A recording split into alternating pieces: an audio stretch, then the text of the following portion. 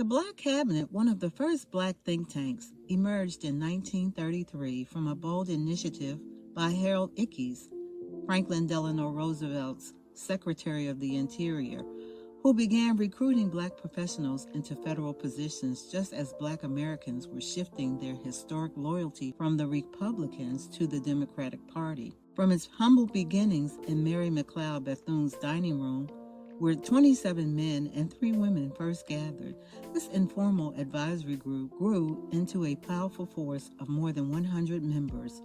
These weren't just government employees, they were architects, demographers, economists, engineers, lawyers, and sociologists working strategically from within the system. The timing couldn't have been more critical. The Great Depression had hit black communities with devastating force, leaving unemployment rates double those of white Americans. Though officially named the Federal Council of Negro Affairs, the press nicknamed Black Cabinet stuck, a fitting nod to their behind-the-scenes influence of Roosevelt's administration. Under Bethune's dual role as informal organizer and director of Negro Affairs in the National Youth Administration, members like economist Robert C. Weaver, educator Ambrose Colliver, lawyer William Hastings, former National Urban League Executive Director Eugene K. Jones in the Department of Commerce, and sociologist Ira Reid in the Social Security Administration transformed their federal positions into platforms for change. When the Work Progress Administration received an unprecedented $4.8 billion through the Emergency Relief Appropriations Act of 1935, the Black Cabinet ensured these funds reached Black American communities.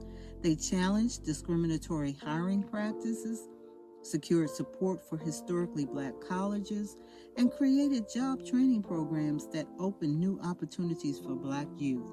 The WPA went on to fund hundreds of projects, including the vital collection of oral histories from former slaves, which added invaluable first-hand accounts to the nation's understanding of slavery. The Cabinet's secret weapon was the remarkable alliance between Mary McLeod Bethune and Eleanor Roosevelt. Their relationship opened doors in the White House that had long been closed to black leaders. Through Eleanor's advocacy and their own strategic maneuvering, the cabinet influenced policy despite lacking official recognition from FDR himself. Robert Weaver's story particularly exemplifies their impact. At just 29, his groundbreaking work documenting housing discrimination laid the foundation for his later appointment as America's first black cabinet secretary under President Johnson, a fitting tribute to the cabinet's legacy of breaking barriers.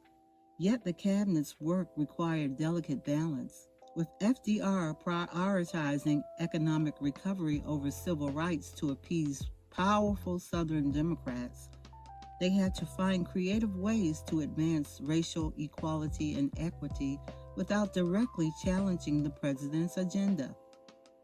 Their success in navigating these political waters proved that change could be achieved from within the system.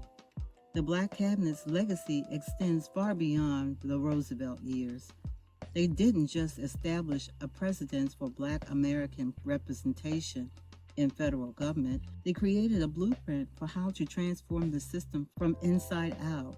Their work laid critical groundwork for the civil rights movement, demonstrating that with strategic positioning and unwavering dedication, Black Americans could effectively advocate for their community from within the very institution that had long excluded them.